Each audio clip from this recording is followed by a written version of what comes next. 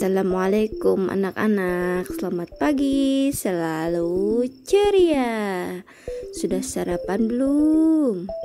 Hari ini ibu akan menjelaskan mengenai bagian dan fungsi dari tubuh tumbuhan. Sebelum belajar kita berdoa dulu ya. Selamat berdoa. Baiklah, kita mulai pembelajarannya. Tubuh tumbuhan memiliki beberapa bagian, yaitu akar, bunga, daun, batang, buah, dan biji. Yang pertama, ibu akan menerangkan mengenai akar. Akar adalah bagian tumbuhan yang umumnya berada di dalam tanah.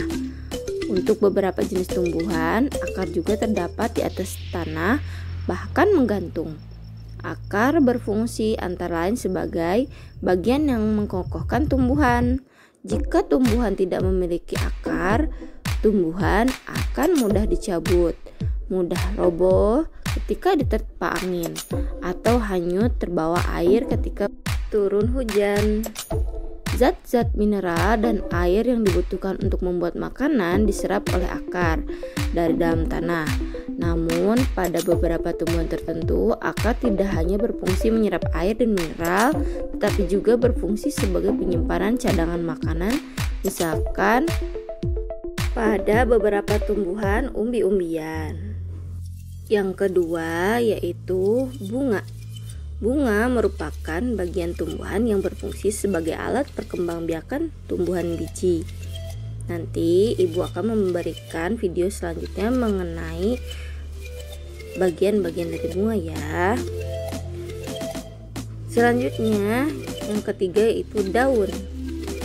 Bagian tumbuhan yang berfungsi sebagai tempat berlangsungnya fotosintesis adalah daun. Daun banyak mengandung zat warna hijau yang disebut klorofil. Daun terdiri atas tangkai daun dan helai daun. Bagian tumbuhan yang keempat yaitu batang. Bagian tumbuhan yang berada di atas tanah adalah batang yang berfungsi sebagai tempat munculnya daun, bunga, dan buah. Batang juga berfungsi mengedarkan mineral dan air yang diserap akar, serta zat makanan hasil fotosintesis ke seluruh bagian tubuh tumbuhan. Bagian tubuh tumbuhan yang kelima yaitu buah.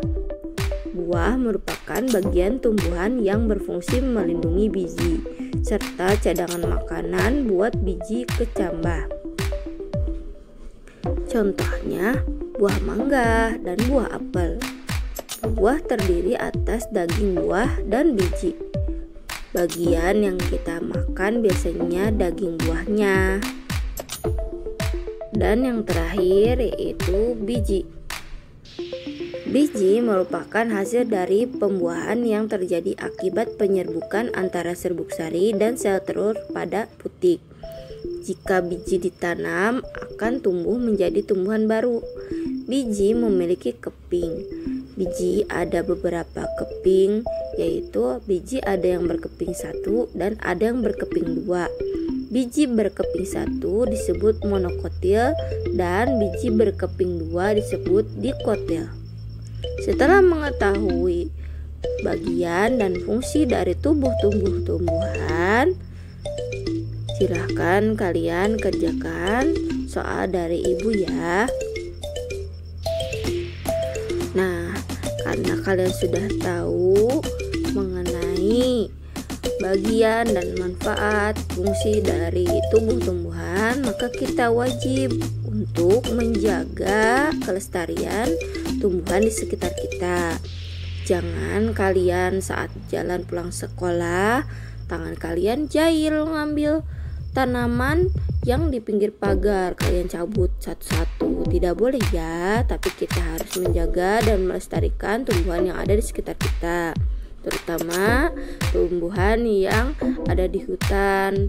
Itu sebagai paru-paru dunia ya, jadi oksigen itu dihasilkan oleh tanaman. Kalau banyak tanaman, banyak tumbuhan ya, maka bumi kita akan menjadi dingin, udaranya sejuk ya, tidak panas ya. Maka dari itu, selain mendapatkan oksigen yang segar, tumbuhan juga menghasilkan buah dan bunga batang yang dapat dimanfaatkan oleh manusia. Maka dari itu, kalau misalkan kalian mau menebang pohon ya, harus tebang pilihlah pohon yang sudah tua, yang waktunya ditebang. Jangan memilih tumbuhan yang masih muda ya.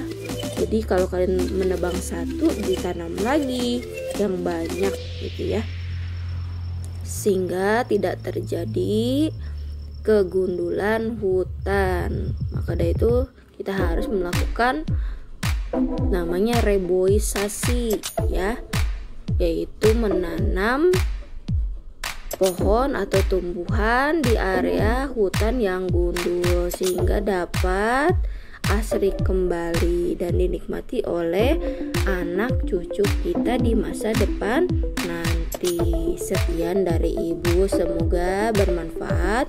Bila ada yang ingin ditanyakan, silahkan bertanya. Selamat mengerjakan tugas-tugasnya. Wassalamualaikum.